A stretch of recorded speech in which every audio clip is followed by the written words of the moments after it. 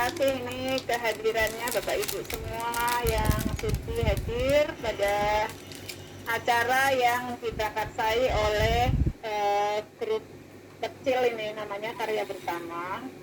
Memang dengan nama itu sebenarnya orientasinya kita akan memperbesar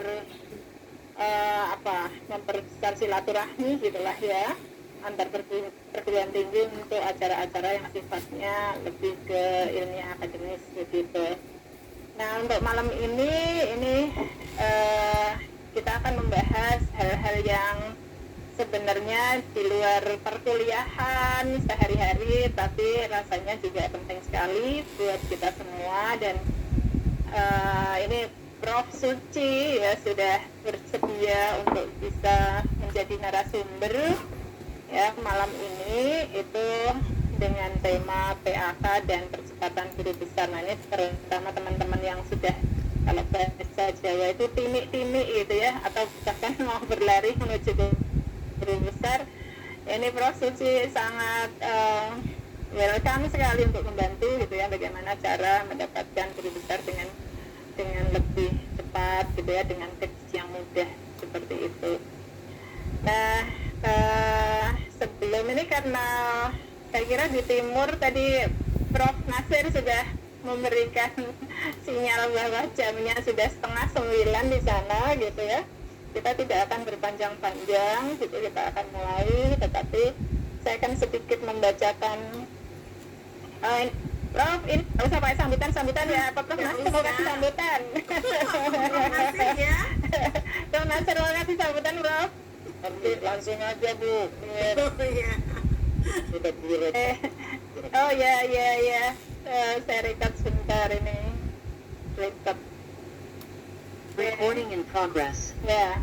Jadi saya akan membacakan sebentar CV-nya Prof. Suci. Mungkin ada yang belum kenal dengan beliau gitu ya. Jadi Prof.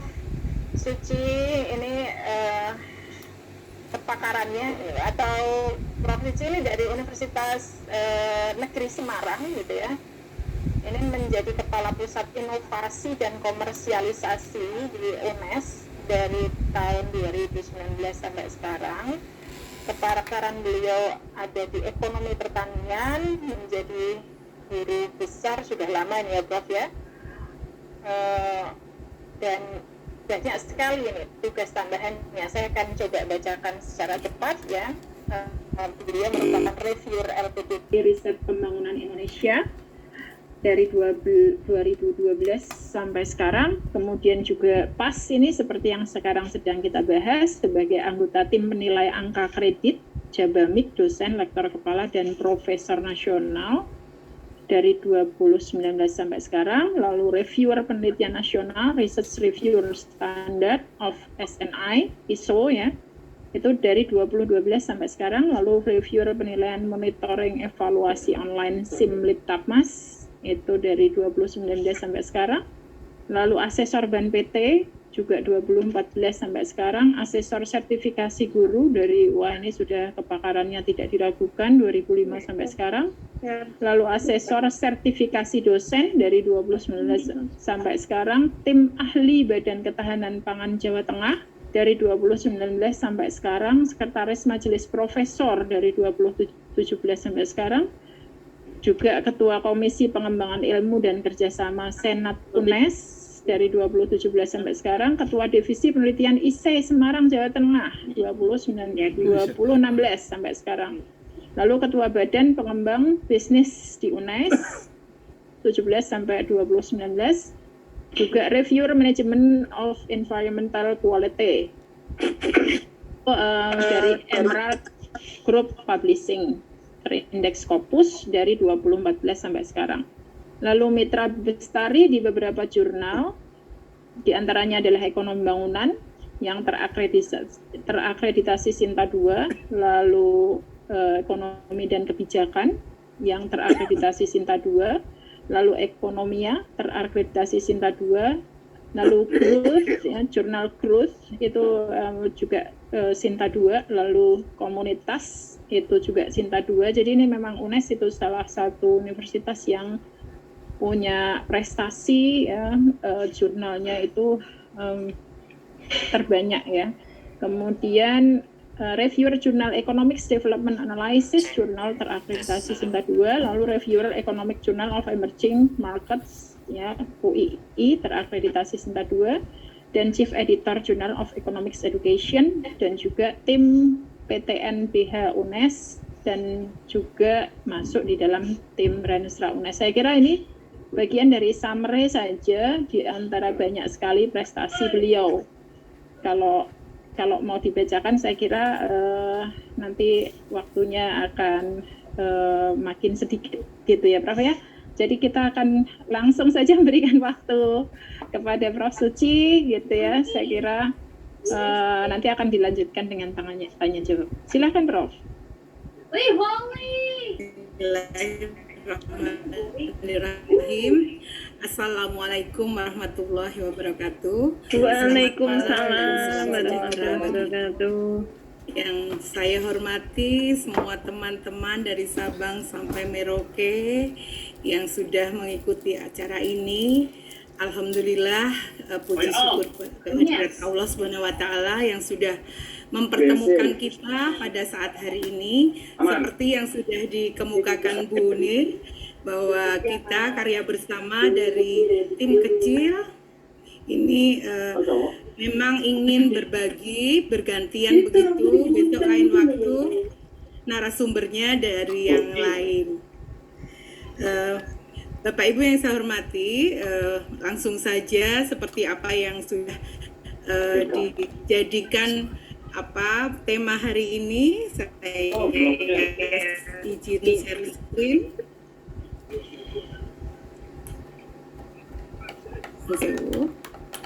Jadi sebagian teman-teman sudah belum terbuka yang saya maaf. Nah, ini kemarin sebagian teman-teman sudah saya berikan bahannya karena memang 100 lembar begitu ya, sehingga harapannya sudah dibaca, sehingga hari ini tinggal membaca bersama. Bapak Ibu yang saya hormati, jadi seperti kita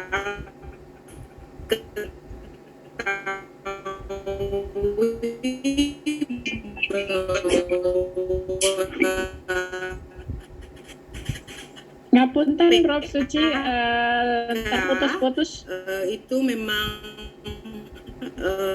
secara regulasinya saat ini kita masih Munir? Ya, agak ya. Sebentar, saya sudah lancar. Ya, sekarang sudah jelas, Prof. Tadi terputus. Oh ya, baik. Harapannya bisa lancar ya. Bismillahirrahmanirrahim. Saya lanjutkan, saya share lagi, saya ulangi bahwa PAK sebentar. Sudah bisa terlihat, Bu Nir? Belum ya? belum.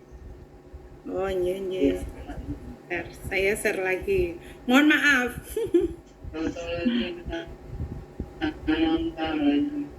Nah, sudah terlihat? Dereng, Prof. Sudah, Prof. Baik, jadi kita tahu. Mohon maaf yang bocor suaranya, Bu Nir. Mohon di-mute-kan, Bu Nir. Bu Nir, mohon maaf. Bu Nir, mohon maaf. Sudah? Sampun ya, kita mulai ya. Mohon maaf. Jadi PAK itu dari tahun ke tahun regulasinya memang berubah-ubah. Jadi untuk tahun ini sebenarnya tahun 2021 PAK sedang memperbaiki lagi, tetapi memang belum diterapkan saat ini. Jadi ini masih in progress. Yang mana PAK tahun 2021 ini memang akan mengadopsi dari Kampus Merdeka Belajar. Nah ini antara lain berbagai perubahannya mungkin porsi dalam Tridharma perguruan tinggi terutama di penelitian itu mungkin hanya 30%. Kemudian juga alternatif karya khusus itu tidak hanya Scopus tetapi paten besok bisa juga dijadikan karya khusus, itu karya ilmiah syarat khusus. Jadi ini perubahannya, tetapi saat ini belum belum diterapkan karena masih dalam perbaikan. Nah, untuk itu saat ini kita masih menggunakan PAK 2019 yang direvisi, ada suplemennya dan juga kemarin ada tambahannya antara lain adalah batas usia pengajuan guru besar maksimal adalah usia 64 tahun. Karena kalau sudah 64 tahun sudah tidak bisa masuk pada sistem lagi. Tapi kalau 64 tahun kurang sehari masih bisa. Kemarin teman saya seperti itu.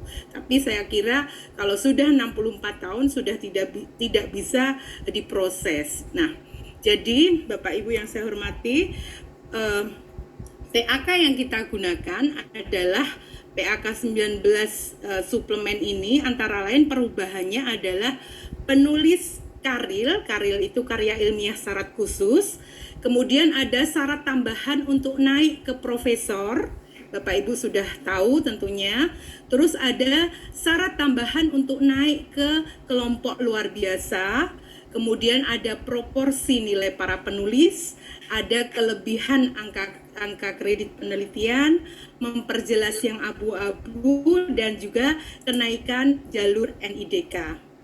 Bapak Ibu yang saya hormati, ini proporsinya saya kira untuk yang bawah itu adalah nanti kalau sudah mengasi dari kampus Merdeka. Jadi tugas pokok untuk penelitian besok akan diterapkan 30%, tapi ini masih dalam proses.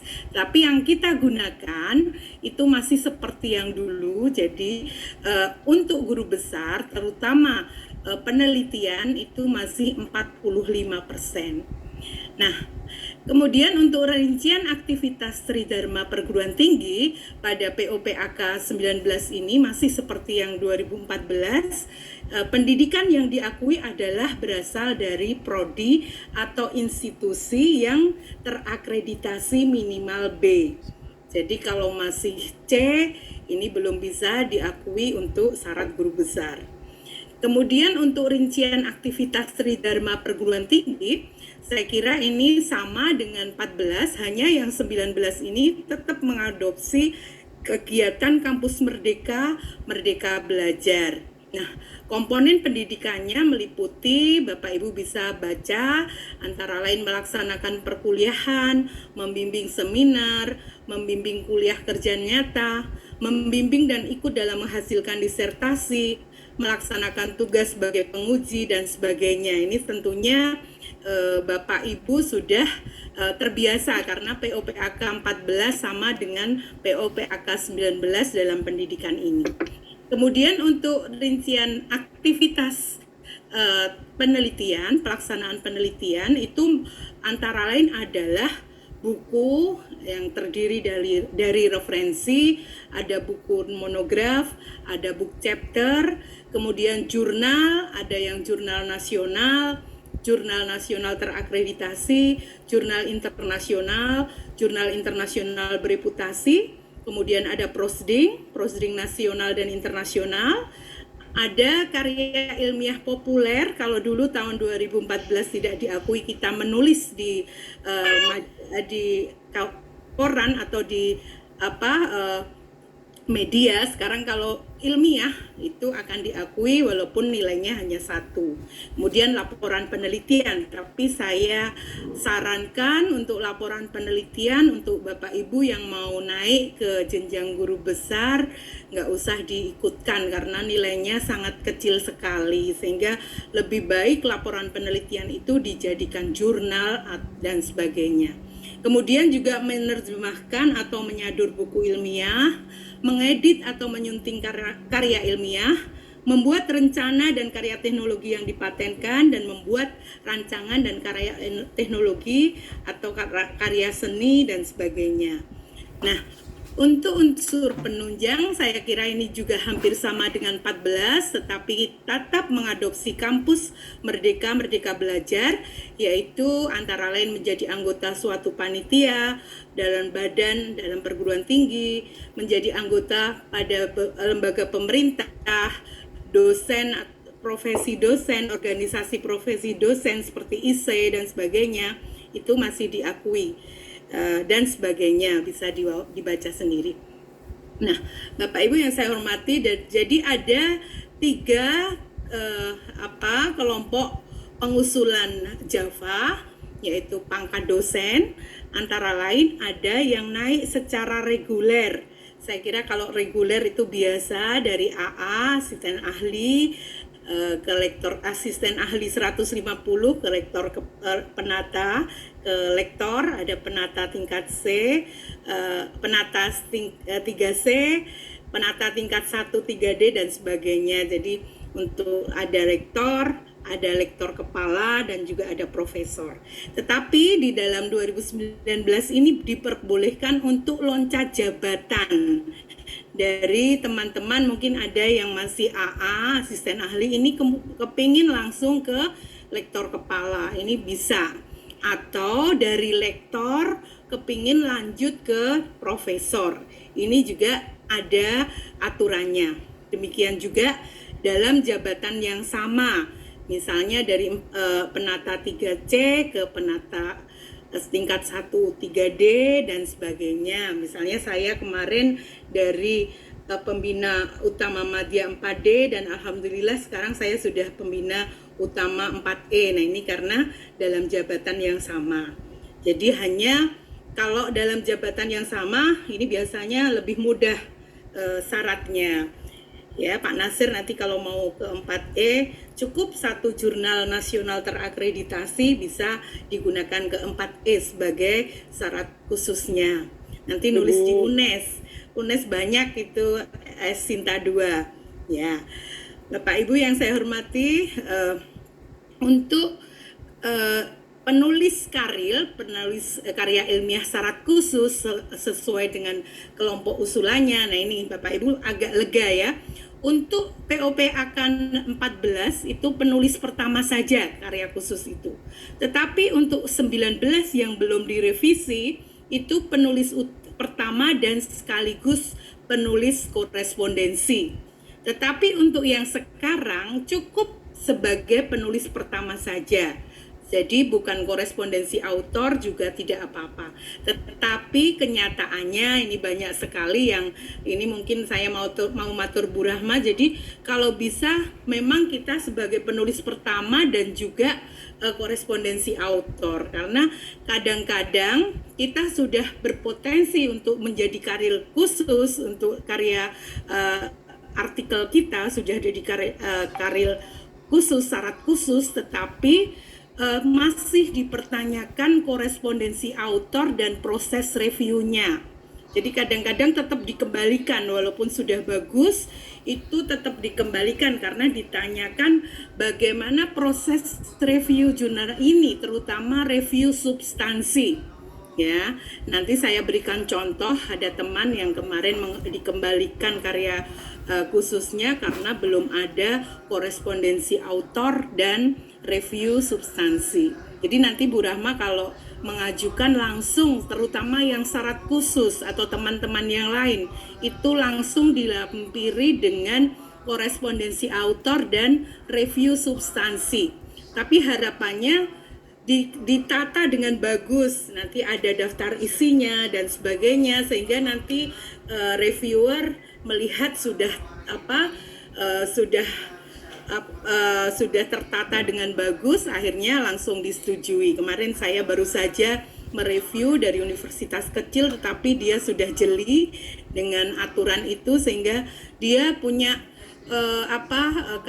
karil yang bagus, sudah Scopus yang saya matur nanti yang clear and clean. Jadi ada Scopus itu harus milih yang clear and clean. Jadi kalau sudah bersih dan sudah tidak abal-abal gitu ya, itu nanti kemudian perlu juga ada korespondensi autornya. Jadi harapannya kalau mau mengajukan sekaligus ada korespondensi autor, terutama dalam review proses substansi. Nah itu nanti langsung disetujui oleh reviewer karena sudah jelas buktinya. Nah kemudian saya sudah mengatur tadi, sekarang ada kenaikan jabatan yang loncat, yaitu kalau misalnya asisten ahli ke lektor kepala atau lektor ke profesor. Nah, kalau asisten ahli ke lektor kepala itu karil itu karya ilmiahnya itu adalah jurnal internasional bereputasi sebagai penulis pertama 2. Tetapi kalau lektor ke profesor itu 4. Tetapi yang SDR atau impact faktornya kalau di WOS, jadi yang diakui diktikan WOS dan Scopus, tapi banyak kan kita masih menggunakan Scopus. Yang SJR-nya, jadi bagaimana impact faktornya itu 0,1 yang satu, tapi yang satu adalah sesuai rumpun kita. Nah ini kebetulan kita banyak yang sosial, sehingga Scopus yang impact faktornya SJR-nya adalah 0,4. Jadi bagi yang mau loncat, yang lektor mau ke profesor boleh, yang masih lektor mau ke profesor, tapi harus punya 4 jurnal internasional bereputasi yang clear and clean. Jadi yang clean and clear itu artinya bahwa yang benar-benar bersih, dan ini semuanya disertai dengan korespondensi autor dan proses review, sehingga nanti insya Allah akan cepat. Tetapi impact faktornya yang tinggi, jadi 0,4 itu cukup 2 saja, yang 2 SJR-nya bisa 0,1 minimal. Jadi setengah saja yang impact faktornya atau SJR-nya itu besar. Termasuk untuk asisten ahli yang kepengen ke lektor kepala 2 jurnal internasional bereputasinya, tetapi yang satu harus 0,4. Jadi separohnya itu harus 0,4. Untuk ke profesor berarti 2, untuk ke lektor kepala berarti 1. Bapak Ibu yang saya hormati, kemudian untuk pengusulan Java pada pangkat yang sama, artinya seperti saya matur tadi, ini jadi nanti tergantung dari kepangkatannya. Nah kalau profesor, contohnya Pak Prof. Nasir nanti cukup menggunakan jurnal terakreditasi saja, Prof. Kesi ini. Kemudian untuk syarat tambahan, jadi untuk syarat tambahan di PAK 19 revisi. Jadi ini harus semuanya, walaupun itu loncat, walaupun itu tidak reguler, itu semuanya harus ada syarat tambahan. Ada 4 yang diajukan, tetapi cukup 1 saja. Jadi Bapak Ibu jangan bingung, waduh saya belum pernah membimbing doktor, nggak apa-apa. Atau di sini, jadi yang pertama pernah mendapatkan hibah penelitian kompetitif, baik itu nasional, daerah, kementerian, internasional, boleh. Jadi pernah jadi ketua, tetapi tidak boleh kalau menjadi penelitian di program hibah doktor atau hibah magister, karena hibah doktor ataupun hibah magister itu adalah biasanya tulisannya mahasiswa, yang ketuanya adalah promotornya. Nah sehingga boleh tidak ada batasan rupiahnya. Dulu pernah dibatasi 100 juta, sekarang tidak. Nah itu ditunjukkan, buktinya yang ditunjukkan adalah kontraknya dan juga laporan hasil penelitiannya. Kemudian yang kedua, atau jadi kalau membimbing doktor, jadi Bapak Ibu pernah jadi kopromotor pun tidak masalah, 1 saja tetapi harus sudah selesai. Jadi ini adalah surat keterangan telah menjalankan tugas dan lembar pengesahan disertasi. Itu lampirannya. Jadi kalau membimbing 1 doktor saja cukup. Atau kalau menguji minimal 3. Jadi Bapak Ibu belum pernah dapat hibah, tapi pernah menguji. Nah ini menguji, tapi minimal kalau menguji doktor itu harus 3. Dan ini adalah menggunakan surat keterangan telah menjalankan tugas. Atau, nah ini yang terakhir adalah Bapak Ibu pernah menjadi reviewer jurnal yang bereputasi tetapi tingkat internasional.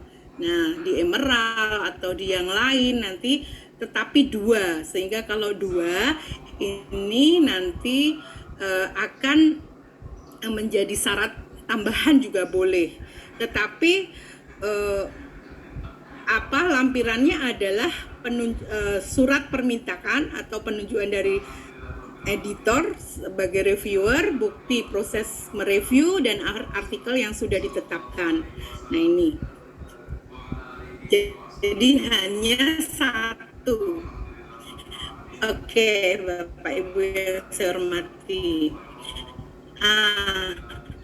Kemudian syarat tambahan loncat luar biasa tadi sudah saya matur tadi untuk guru besar dan untuk lektor kepala hanya separohnya. Ini khusus untuk yang loncat, cuma harus setelah selesai. Pak Ibu itu tidak loncat, bukan tidak harus selesai studi, nggak apa-apa. Tapi kalau loncat karena ini namanya aja orang yang eksklusif, jadi yang lain dari yang lain, maka jurnal internasional bereputasi atau karya ilmiahnya harus yang sudah selesai studi. Ya, jadi nanti kalau studi kan Bapak Ibu masih diperkenankan untuk menulis jurnal internasional bereputasi, jurnal nasional terakreditasi, semuanya akan diakui kalau masih sekolah, tetapi yang tidak ada kaitannya dengan tulisan Bapak Ibu di disertasi atau di S2-nya. Jadi kalau masih S2, tulisan tesisnya yang dijurnalkan juga tidak diakui. Tapi kalau lain dari disertasi diakui. Tetapi khusus untuk yang loncat ini tidak boleh, karena ini adalah orang-orang yang luar biasa sehingga jurnalnya harus setelah selesai studi. Nah, kemudian ada syarat tambahan untuk kelompok luar biasa. Jadi bagi Bapak Ibu yang masih muda, yang masih belum 20 tahun untuk maju ke guru besar, ini syaratnya adalah di 2019 revisi adalah hanya 1 jurnal, tetapi jurnalnya itu harus yang impact factor atau SJR-nya untuk Scopus, kalau kita orang sosial harus yang 0,4. Ini syarat khususnya. Tetapi ada juga tambahan bahwa Bapak Ibu telah membimbing 80 mahasiswa, yaitu berasal dari tugas akhir, KKL, KKN, PKL, dan sebagainya. 80 mahasiswa pernah dibimbing dan harus jurnalnya SJR-nya yang tinggi. Nah, jadi 20 tahun itu dihitung sejak kapan? Kalau CPNS berarti kalau ASN apabila kita pegawai negeri itu harus dihitung sejak kita menjadi CPNS. Tetapi kalau dosen tetap yayasan PTS itu biasanya dihitung sejak menjadi dosen tetap di yayasan. Itu Bapak Ibu. Kemudian ada lagi untuk LK, untuk lektor kepala. Kalau tadi profesor adalah 20 tahun, kalau lektor kepala kalau belum ada 8 tahun. Jadi dari asisten ahli mau ke lektor kepala, tetapi dari lektor mau ke lektor kepala tetapi belum ada 8 tahun. Nah ini kalau lektor kepala 8 tahun ini SJR-nya juga yang diakui adalah paling sedikit 0,1 ini untuk yang lektor kepala. Kemudian 40 Jadi harus sudah juga memiliki bimbingan paling sedikit 40. 8 tahun dihitung sudah CPNS atau dosen tetap yayasan. Nah ini yang masih Bapak Ibu yang masih muda boleh diperbolehkan naik pangkat ke yang lebih tinggi, tetapi syaratnya melebihi dari yang lain. Oke. Kemudian untuk yang memiliki ijazah S3 belum 3 tahun, nah boleh, jadi masih setahun dari doktor begitu ya, kemudian kepengen guru besar boleh, tetapi syarat khususnya ditambahi 1, jadi harusnya 1 saja 0,1, tapi kalau belum 3 tahun, jadi S3-nya masih setahun 2 tahun, nah kita harus punya jurnal internasional 2 itu yang 1 0,1 SJR-nya, yang 1 0,4. Jadi 2 kalau bagi Bapak Ibu yang belum 3 tahun S3-nya. Tapi kalau sudah 3 tahun bebas 1 seperti yang saya katakan tadi. Nah, Bapak Ibu yang saya hormati, jadi mengapa toh kok ada 0,4, ada 0,2 dan sebagainya? Memang klaster keilmuan di Scopus itu ada 27 bidang, sedangkan untuk WOS itu 3 core bidang. Kemudian diadopsi bareng-bareng bagaimana kemudian muncullah kelompok-kelompok art dan humanities, sosial dan sains yang beda-beda SJR-nya. Ini karena pertimbangan dari berbagai macam bidang ilmu. Baik, kemudian apa toh SJR ataupun WOS yang ataupun JIF yang impact faktornya tinggi itu digunakan untuk apa saja toh? Jadi jangan khawatir Bapak Ibu yang sudah senior, yang sudah 20 tahun, yang S3-nya udah 3 tahun, cukup 1 Scopus saja, tetapi yang SJR-nya 0,1. Tetapi kalau belum 20 tahun dan juga tadi yang sudah saya katakan 0,4-nya itu, SJR 0,4-nya itu hanya digunakan untuk kelompok-kelompok yang 3 tadi.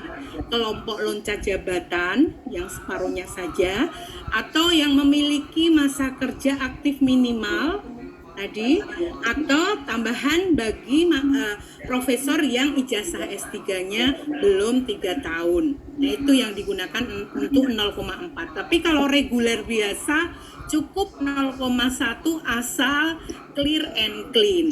Nah, Bapak Ibu yang saya hormati, untuk proporsi nilai para penulis, jadi di peraturan PAK saat ini lain, mohon yang bocor Mbak Nir, mohon ditutupkan Mbak Nir, saya agak terganggu Mbak Nir. Yang sewu. Kayaknya benar. Mbak Nir yang bocor minta tolong dimatiin Mbak Nir. Ya. Baik. Jadi untuk penulis itu saat ini ada penghargaan bagi korespondensi autor. Jadi kalau dulu kan korespondensi autor ataupun tidak, kalau penulis pertama mesti 60%. Tetapi kalau sekarang kalau saya yang nulis, saya yang punya artikelnya, kemudian yang masukkan ke jurnal Mbak Lis, jadi Mbak Lis korespondensi autornya, kemudian Mbak Irma kemudian sebagai penulis ketiga. Nah, saya dan Mbak Lis itu punya proporsi 40-40%, sedangkan Mbak Irma adalah 20%. Jadi sebagai korespondensi autor memiliki angka kredit yang tinggi. Tetapi misalnya cuma berdua, saya dan Mbak Lis saja, nanti dibagi 2. Jadi angka kreditnya hanya 50%. Nah, ini jadi korespondensi autor di sini sudah dikatakan bahwa jurnal itu akan dilihat dari paper submission-nya sampai acceptance letter sampai bukti proses review-nya. Nah, ini harus diberikan surat pernyataan, Mbak. Mohon maaf yang bocor, mohon maaf. Ya. Jadi dari surat pernyataan dari redaksi jurnal tidak cukup. Jadi misalnya, oh ini sudah seperti ini, misalnya kemudian bilang kepada chief editor dari jurnal tersebut untuk membuat surat pernyataan bahwa sudah ada korespondensi autor, tidak boleh. Jadi nanti yang boleh adalah seperti contoh yang akan saya berikan untuk memberikan korespondensi autor. Nah, demikian juga untuk penulis pertama sekaligus penulis korespondensi autor berarti berhak untuk 60%-nya. Jadi kalau kita sekaligus korespondensi autor 60%-nya. Nah, kemudian kalau kelebihan angka kredit pelaksanaan penelitian ini biasanya akan langsung digunakan untuk pangkat berikutnya, tapi paling tinggi 40% dari kebutuhan penelitian. Nah, Bapak Ibu yang saya hormati, sekarang mempertegas yang abu-abu seperti apa yang tidak jelas. Nah, di sini antara lain setiap pengusul Java ya atau pangkat itu unsur utama tidak boleh nol. Unsur utama itu apa ini ya? Pelaksanaan pendidikan, pelaksanaan penelitian, pelaksanaan pengabdian masyarakat, unsur penunjang ini tidak boleh nol.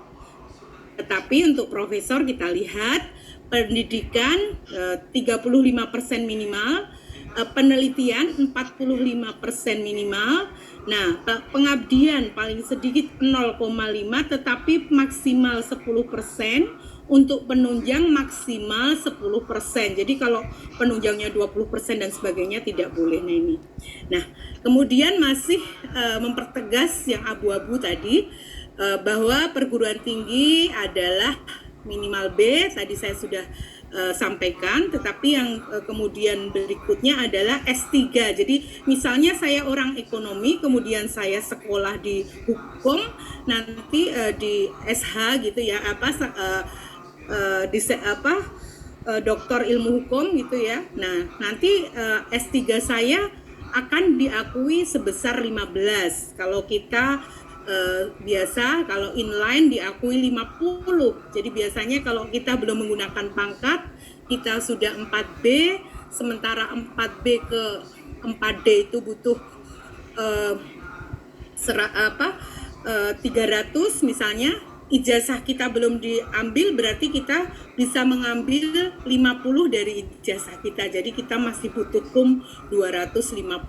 Nah, kalau untuk S3 yang inline linear itu 50. Tetapi kalau yang tidak linear 15, S2 diakui 10. Nah, mempertegas yang abu-abu lagi ini untuk gelar. Saya kira sudah biasalah untuk gelar-gelar itu inisiasinya misalnya doktor ya doktor, spesialis SP dan sebagainya.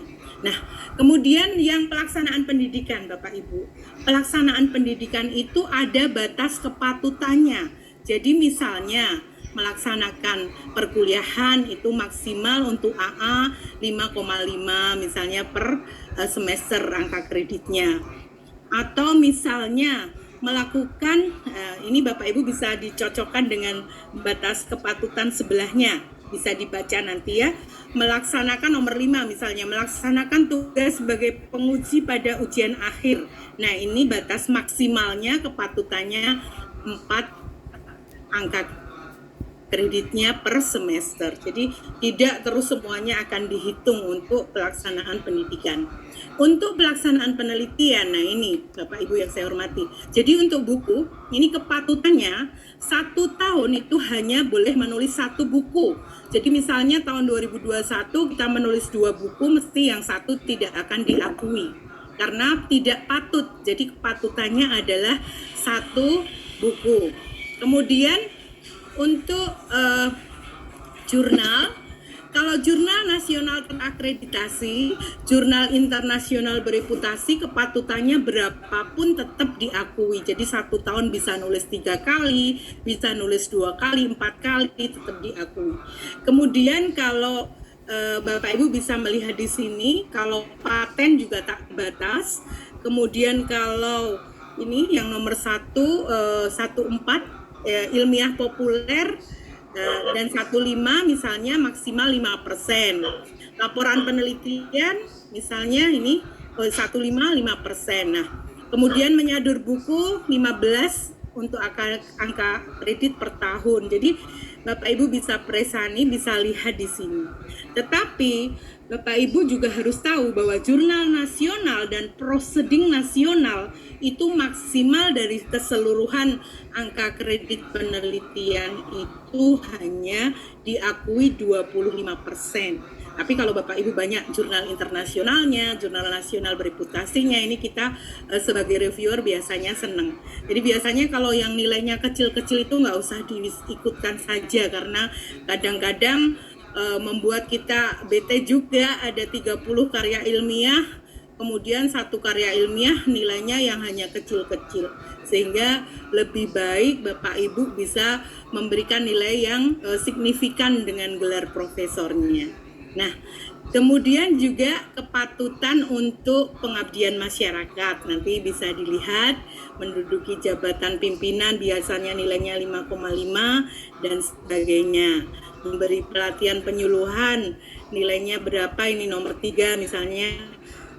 Ini di mana tingkatnya? Nah, internasional 4, nasional 3, lokal 2 dan sebagainya. Ini bisa dilihat untuk pengabdian masyarakat. Nah, unsur penunjang pun juga ada batas kepatutannya karena masih 10%.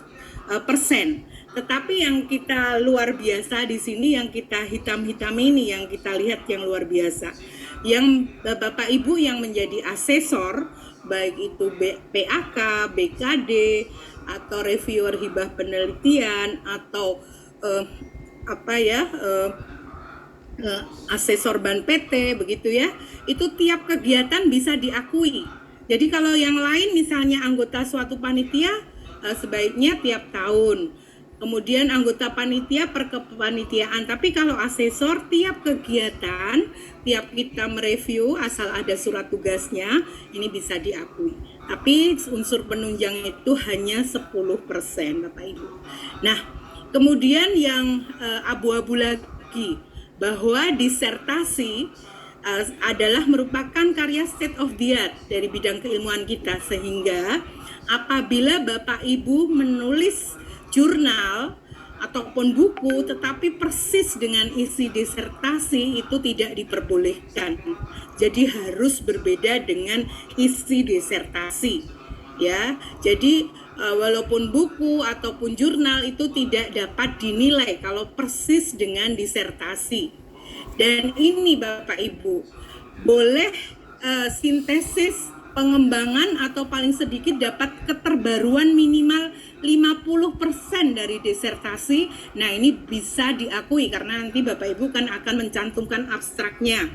Jadi abstrak itu kan bisa kelihatan ini sudah diperbaiki 50% belum. Kita bisa lihat dari variabelnya, kita bisa lihat dari populasinya, sampelnya. Nah, kalau sudah diperbarui 50% itu boleh dijadikan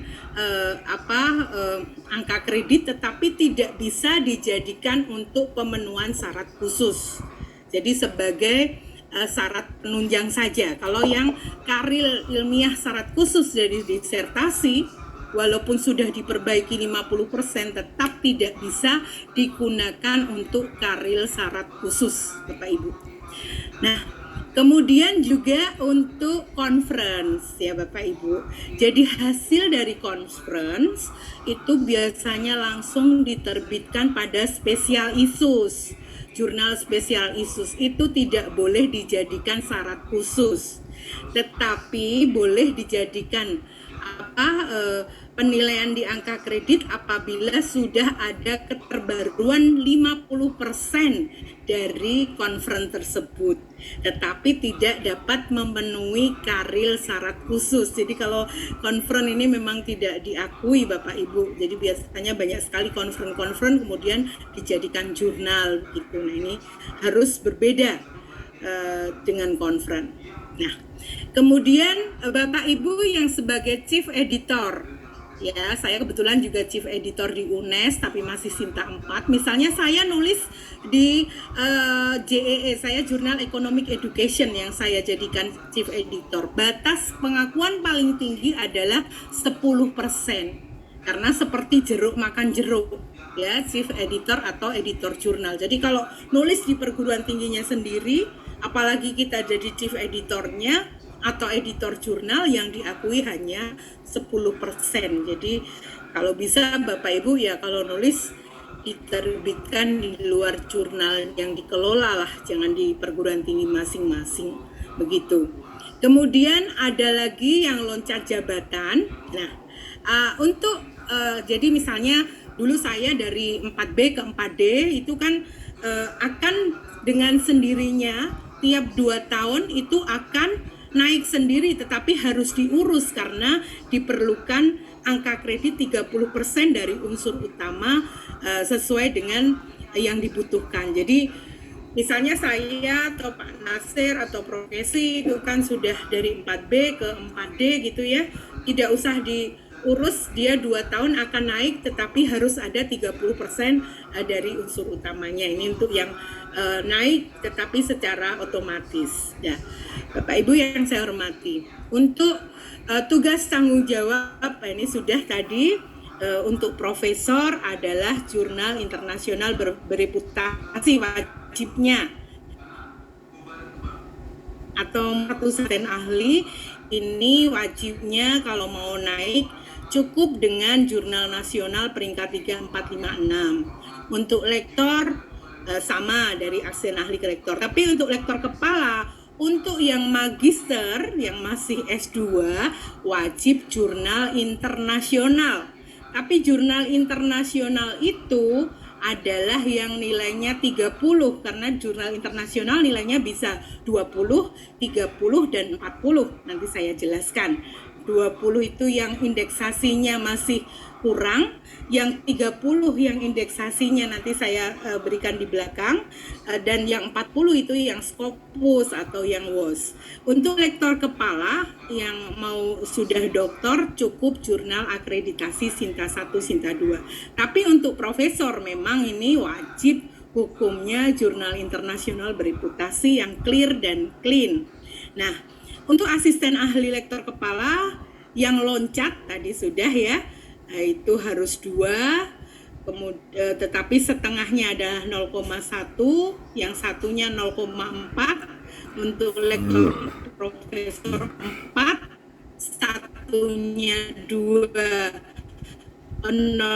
SJR-nya 0,1, yang satunya SJR-nya 0,4. Nah, Bapak Ibu, jadi sementara sekarang minimal 25% terhadap satu dokumen primer source atau tidak termasuk daftar pustaka atau kemiripan kalimat yang kurang dari 3%. Jadi maksimal Turnitin 25%. Tetapi angka PAK saat ini yang masih digunakan Turnitinnya adalah yang berbahasa Inggris. Jadi call for paper atau proceeding yang berbahasa Inggris wajib ada Turnitinnya, jurnal internasional wajib ada Turnitinnya, jurnal terakreditasi yang berbahasa Inggris wajib ada Turnitinnya. Sementara yang buku, yang jurnal-jurnal berbahasa Indonesia tidak wajib. Walaupun sekarang banyak yang menuntut, sekarang di UNES saja untuk skripsi saja pakai Turnitin, tapi PAK yang masih menggunakan Turnitin adalah yang berbahasa Inggris saja. Nah, kemudian untuk segitiga emas. Nah, ini segitiga keilmuan. Jadi untuk mengakomodasi kompetensi dosen yang bersifat multisektoral, diperlukan integrasi pemahaman masalah-masalah yang juga bersifat multisektoral. Artinya begini Bapak Ibu, jadi tidak harus saklek. Kemarin kami juga menemukan S3-nya di ekonomi, kemudian di ilmu ekonomi, tulisannya di ilmu ekonomi, tetapi penempatannya di pendidikan ekonomi. Tetapi masih dia menulis tentang UMKM. Di pendidikan ekonomi dia mengajar UMKM, itu no problem. Jadi interdisiplin, antardisiplin, nanti di segitiga keilmuannya antara bidang penugasan, karya ilmiah, dan pendidikan terakhir itu harus sinkron. Jadi memang kesinkronan ini adalah dimulai dari pendidikan terakhir S3. Saya contohkan saya sajalah.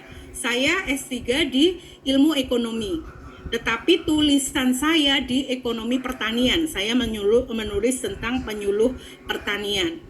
Kemudian bidang penugasan saya, rektor kepala saya di ekonomi pertanian. Saya mengajar di ilmu ekonomi pertanian. Karya ilmiah saya juga ekonomi pertanian. Jadi dari sejak disertasi dulu saya 2009 sampai sekarang saya masih konsisten di ekonomi pertanian. Nah, itu namanya segitiga ilmiah, atau saya sering bilang pada teman-teman kemarin segitiga emas, sehingga kita memang harus tidak meninggalkan segitiga ini. Nah, walaupun tadi ada yang interdisiplin atau antardisiplin dan sebagainya. Baik Bapak Ibu, kita lanjutkan supaya tidak bosan. Ini hanya pos pengusulan PAK. Saya kira SOP-nya sama lah di mana-mana. Harusnya memang 45 hari kerja. Ya, ini SOP-nya sama, bagaimana dari dosen, jurusan, fakultas, rektor, dan sebagainya. Tetapi memang ada 5 pihak utama dalam pengajuan, terutama guru besar, yaitu yang pertama pengusul calon yang akan mengajukan, yang punya syarat khusus, ini mau ke yang mana, yang reguler apa loncat. Kemudian harus ada validator, tes kemiripan bagi yang berbahasa Inggris tadi, turnitinnya seberapa, hasil tesnya, kemudian fasilitasi tim PAK perpustakaan untuk contoh tes kemiripan. Kemudian harus ada peer review. Nah, ini peer review. Peer review itu tidak harus dari ilmu yang sama. Misalnya saya ilmu ekonomi pembangunan, yang saya review orang pendidikan ekonomi, no problem. Saya sudah banyak mereview orang UNJ, alhamdulillah banyak yang goal jadi guru besar. Jadi asal rumputnya sama tidak apa-apa. Tetapi dalam tulisan peer review ini harus ada nilai kuantitas dan kualitas. Nah, nanti saya berikan contohnya. Kadang-kadang kuantitas saja males, baik itu nanti akan ditolak. Harus ada penilaian kualitatifnya. Nah, kemudian tim PAK baik universitas maupun kementerian, kemudian ada fasilitator. Nah, ini para pihak yang akan dilibatkan dalam pengusulan guru besar. Nah, ini saya kira harusnya seperti ini, tetapi memang saking banyaknya didikti sehingga kadang-kadang molor. Walaupun sekarang sudah ada selancar, Bapak Ibu bisa mengecek di HP masing-masing untuk usulan Bapak Ibu sampai di mana. Nah, kemudian yang harus diperhatikan, walaupun ini sudah diperhatikan perguruan tinggi, tapi kadang-kadang kita sebagai pengusul harus juga mengawal, Bapak Ibu. Jadi teman saya kemarin itu dikembalikan gara-gara URL-nya tidak bisa dibuka. Nah, jadi walaupun sudah ada kepegawaian yang mengupload, kita harus juga mengawal. Bagaimana ada surat pengantar perguruan tinggi, ringkasan disertasinya, bidang profesor yang tegas dan jelas, tadi segitiga emasnya itu, kemudian persetujuan kehadiran anggota senat. Nah, kalau bisa anggota senat ini dengan bukti tanda tangan.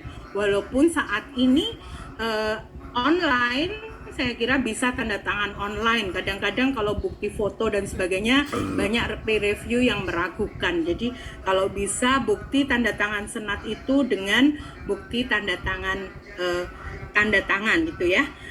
Hanya sepele seperti ini, tapi kalau kita kurang dari ini dikembalikan lagi. Jadi harapannya kita benar-benar perfect juga sambil mengoreksi bagaimana di kepegawaian ya. Kadang-kadang dengan pendekatan hati dan sebagainya nanti kita bisa mengawal. Nah, kemudian memang yang harus kita perhatikan adalah tadi URL harus dapat diakses ya, jurnal tidak open access. Jika kadang-kadang ada juga yang menyuruh reviewernya untuk mencari ke jurnal open access dan sebagainya. Nah, itu biasanya ini akan membuat reviewer males ya kalau suruh mencari sendiri, atau boleh dimasukkan di repositori perguruan tinggi dan dapat dipastikan diakses. Kemudian setelah itu artikel syarat khusus harus sesuai dengan bidang profesor yang diajukan dan bukan bagian dari disertasi. Saya kira sudah jelas tadi.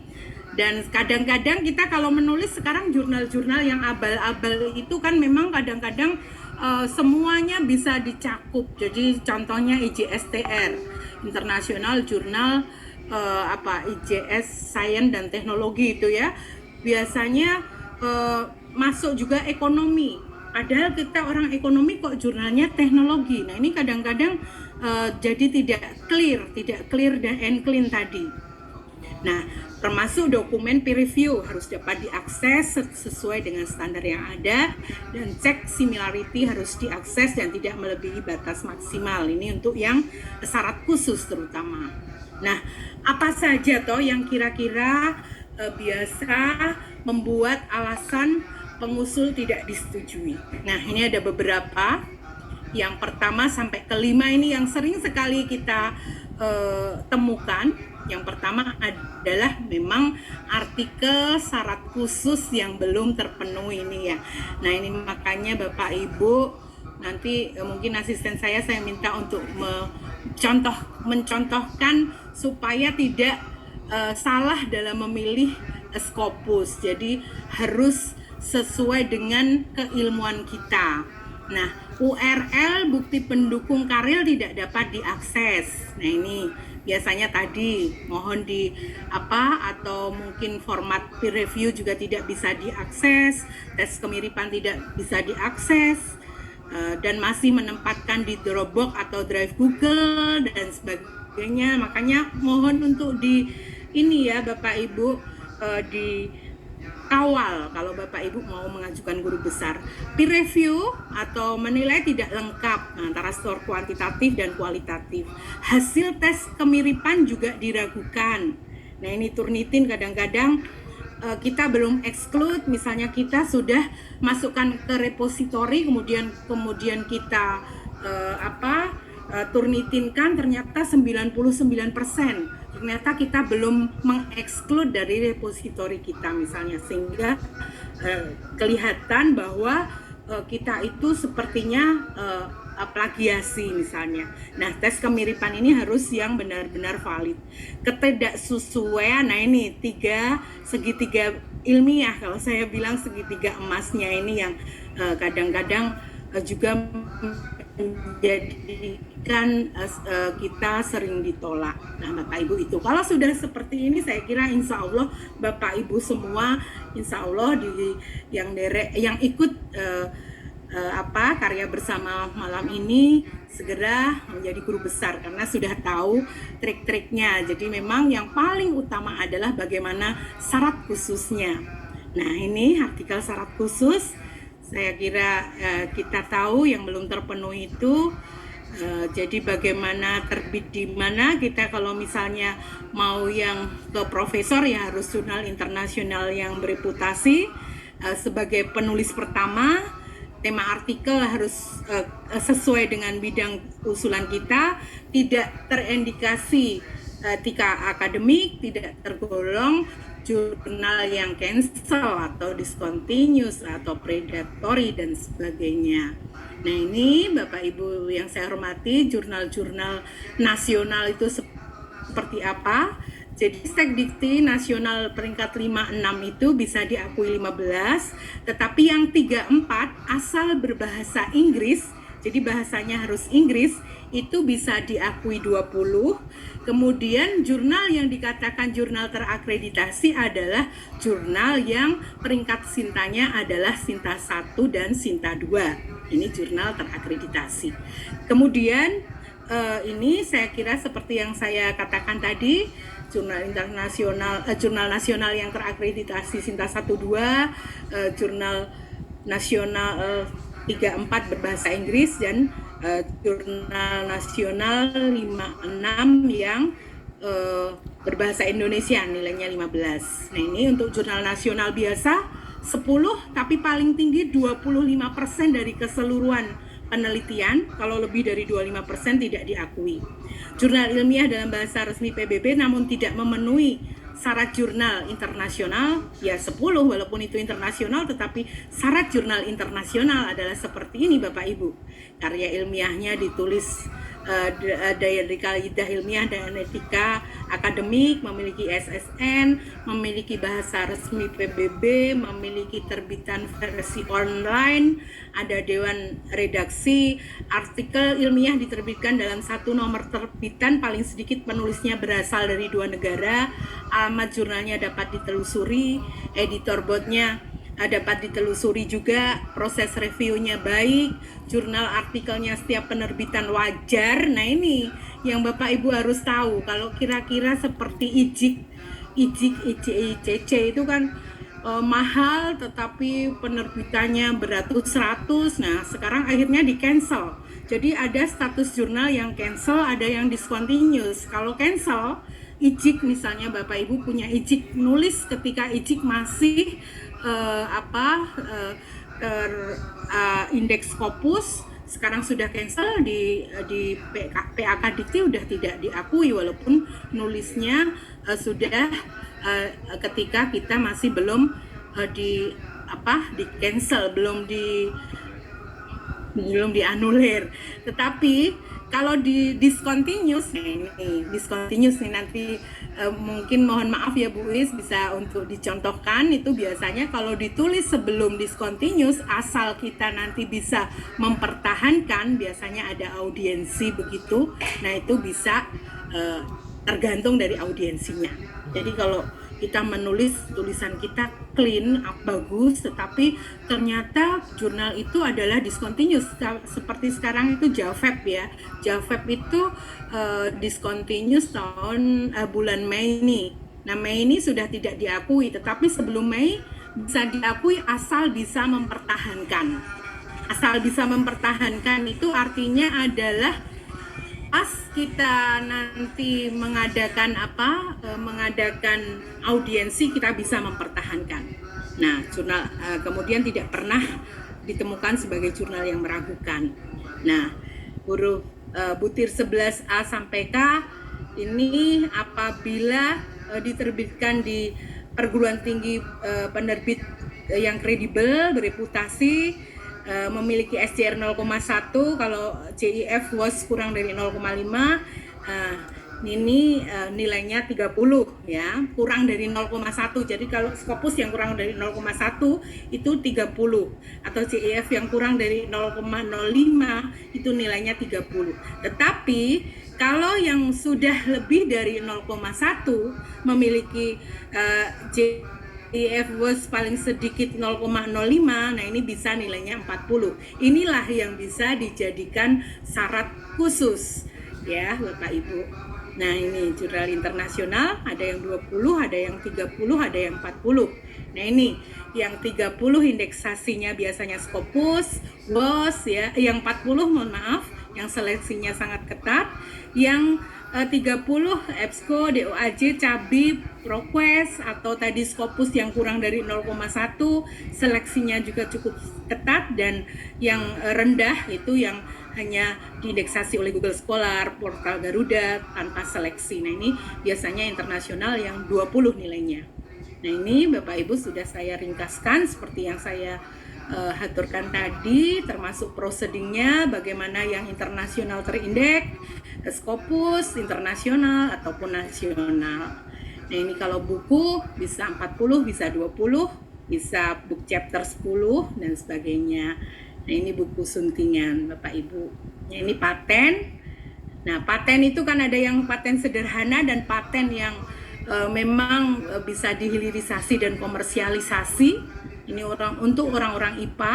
Kalau kita mungkin bisa untuk yang sederhana saja nilainya hanya 20. Tetapi kalau paten yang miliknya orang teknik, oleh MIPA yang bisa dikomersialisasikan itu tergantung dari paten ini dikomersialisasikan di tingkat internasional nilainya 60. Patennya biasa tapi bisa dihilirisasi. Nah, ini tergantung dari seperti apa paten itu digunakan, termasuk juga hak cipta. Kalau hak cipta nilainya 15. Nah, ini tadi yang kalau kita mencari di Scopus adalah bisa dilihat dari Scopusnya atau bisa dilihat dari skema GOR-nya. Saya kira Bapak Ibu sudah tahu kalau WOS dari Qualified Analytic-nya. Nah, ini tadi sudah saya jelaskan juga bagaimana URL yang tidak bisa diunduh. Nah, ini solusinya, berikan URL yang benar pada fokus karya ilmiah yang diajukan. Jurnal dan dokumen artikel langsung di laman jurnalnya. Jangan semua jurnal dimasukkan, tapi laman jurnal kita. Ya Bapak Ibu, kadang-kadang semua jurnal dimasukkan, kita suruh nyari satu-satu, itu juga membuat reviewer juga ya tidak betul juga, membuat BT kadang-kadang nilainya jadi jelek. Itu format peer review dan hasil tes kemiripan di repositori institusi. Baik, nah ini untuk solusinya pastikan sudah diunggah di sistem PAK-nya. Nah, ini URL-nya kalau contoh-contoh yang sudah betul. Nah, ini kalau peer review. Nah, di belakang juga saya jelaskan bagaimana memberikan penilaian di peer review. Jadi tidak harus ilmunya yang sama gitu ya, tapi rumputnya sama, tetapi harus lengkap. Lengkap itu boleh diketik atau ditulis tangan. Nah, ini contoh kasus yang tidak lengkap ini ya Bapak Ibu. Ini contoh tidak ada penilaian kualitatif, ini dikembalikan. Tetapi yang ini yang kiri contoh yang betul. Jadi antara kuantitatif dan kualitatifnya ada ada komentarnya sesuai. Tapi yang kanan kadang-kadang males, ini juga tidak sesuai. Jadi yang kanan tidak betul. Jadi kalau cari review harus benar-benar mereview dan sesuai dengan nilai kuantitatif. Jadi kalau jelek ya jelek, kalau bagus ya bagus begitu. Nah, hasil tip kemiripan diragukan sudah tadi. Nah, ini bisa di-exclude, ini contohnya.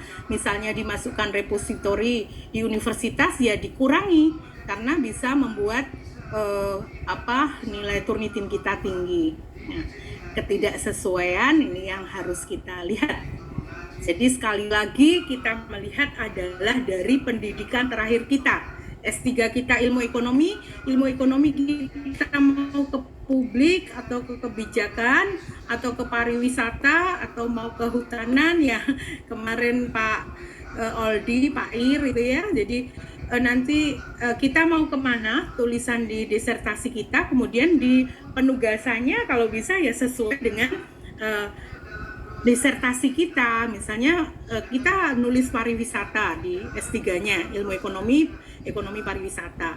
Kita mengajarnya ya ekonomi pariwisata. Karya ilmiah kita ya tentang pariwisata, ekonomi pariwisata. Nah, itu akhirnya menjadi segitiga keilmian kita. Kita menjadi orang yang ahli di bidang itu. Nah, itu yang memang perlu dilihat. Nah, ini yang pernah yang sering kali saya jumpai. Ini kebetulan banyak sekali profesor nih. Juli ini sudah 2 kali saya menilai, 6 profesor di awal Juli, 6 profesor di akhir Juli. Ini banyak sekali permasalahan-permasalahan yang seperti ini. Jadi jurnal harus clean and clear. Clean itu artinya adalah jurnal harus sesuai dengan IMRAT. Jadi ada introduction, ada material and methods, ada research, dan ada discussion. Yang unsurnya sesuai dengan kaidah ilmiah, title, abstract, introduction, material and method, research, discussion, ada figur, ada graph, ada table, ada referensi. Nah, ini kalau sudah sesuai dengan ilmu kita, IMRAT, sesuai dengan kaidah ilmiah, insya Allah ini sudah clean.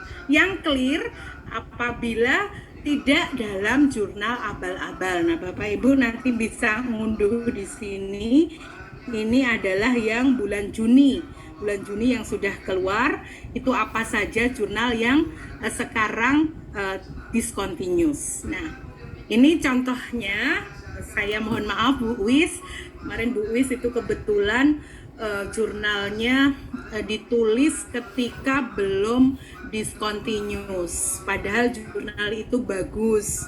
Nah, sehingga disarankan untuk melampirkan korespondensi autor. Nah, cara walaupun kita tidak dalam jurnal yang discontinuous pun semuanya untuk karya syarat khusus Bu Rahma nanti kalau Bu Rahma mau mengajukan untuk Q1-nya yang 2 Bu Rahma Kaguan Q1 2 itu harapannya juga sudah dilampiri dengan korespondensi autor maupun proses review ya. Jadi ini caranya, jadi dikasih halaman judul, dikasih daftar isi dari submission sampai nanti publish.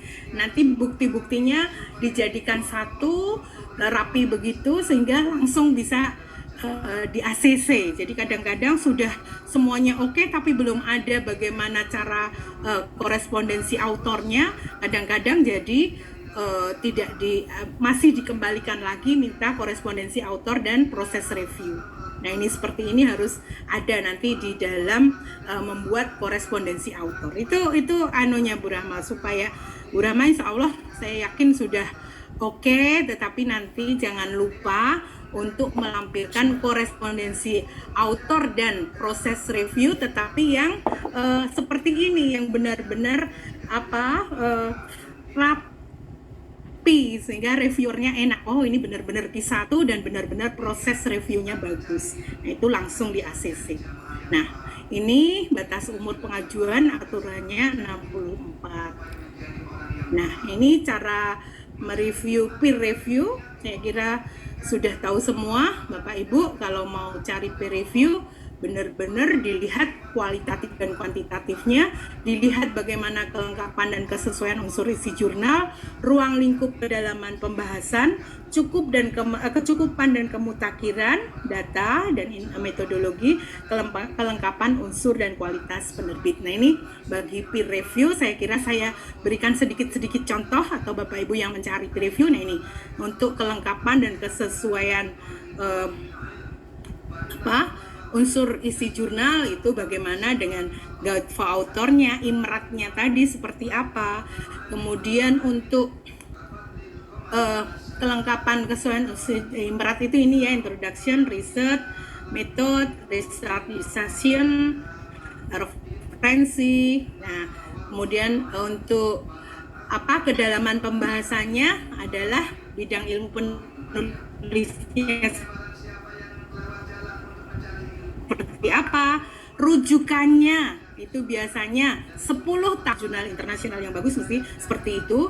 Kemudian untuk kedalaman pembahasan ya ini biasanya seperti apa isinya, kita lihat dari abstraknya misalnya. Nah, untuk kemutakhiran datanya 5-10 tahun, metodologinya harus ada unsur novelty-nya. Nah, kita melihat ini berapa tahun ini bisa dinilai di peer review-nya. Kalau memang ada yang kurang dari lebih dari 10 tahun ya peer review bilang masih ada referensi yang masih lebih dari 10 tahun, sehingga nilai di kuantitatifnya juga dikurangi, termasuk metodologinya. Nah, itu harusnya ada novelty-nya. Kalau ada novelty-nya seperti ini, misalnya entrepreneur orientation, ini di metodenya untuk novelty-nya, nah ini nilainya bisa bagus misalnya.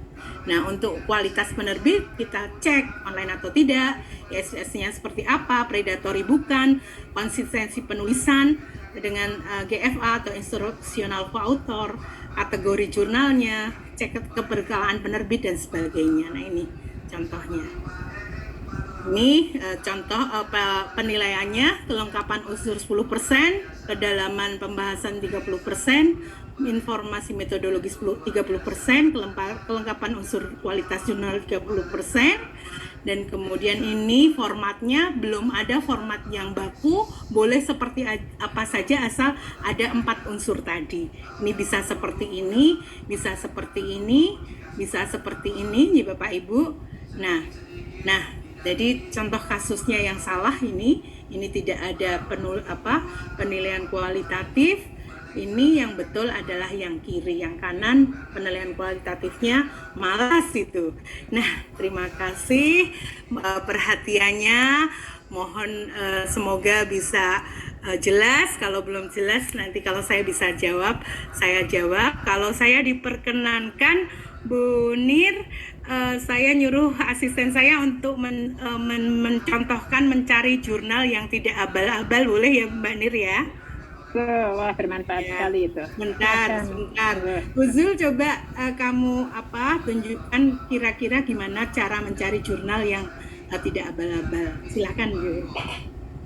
Nggih, siap Prof. Suci. Terima kasih atas waktunya. Sebentar saya izin share screen.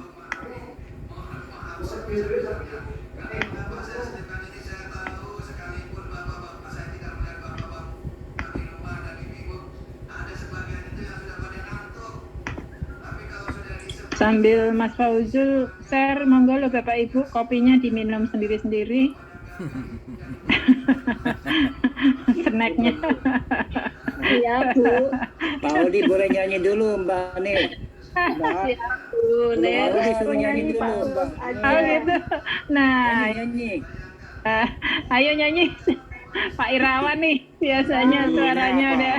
Menir Oldi Sinta nyanyi. atau Rama? Atau Rama. Bu Zul kalau bisa Sinta yang atau clear apa? and clean. Yuk. Ya. Atau Rizky Mago. Ya. Ini Pak Ir ini terlalu bersemangat ya Prof. Suci. Iya, nggak jelas ya. Pak Aldi ya. Jelas nggak ya? Masih nggak jelas. Kelas Merangkum 100 halaman dalam waktu singkat ini luar biasa, kalau enggak kompeten ini Mas. PPT-nya Kenapa bisa sudah di-share masuk? kok. Ya, ini Ya. lagi share ini. PPT-nya bisa di-share. Sudah Tadi Pak, sudah di-share di grup, Bu. Oh, di-share di sini ya. di chat Mbak Rahma, di chat Oh, Mbak sudah Rahma. ya? Udah di grup ya? Di chat grup sudah, ya, di grup ya. sudah. Saya tidak lihat di grup seharian Ah. gara-gara small risetnya ICI. Iya. Ada Pak Eko. Prof. Oh iya, selamat malam Pak Eko. Sehat Pak Eko. Alhamdulillah sehat beliau. Alhamdulillah, matur nuwun. Semoga cepat guru besarnya ya. Insya Allah. Siap mendukung. Saya Kenapa? agak kurang sehat ya itu. Kenapa ya Yul? Sampun kelihatan dereng. Belum, Pak sudah. Anam udah kelihatan nih, tapi Nah, sudah. Oke. Amin. Bismillahirrahmanirrahim. Assalamualaikum warahmatullahi wabarakatuh. Waalaikumsalam warahmatullahi wabarakatuh. Selamat malam Bapak Ibu semuanya yang saya hormati.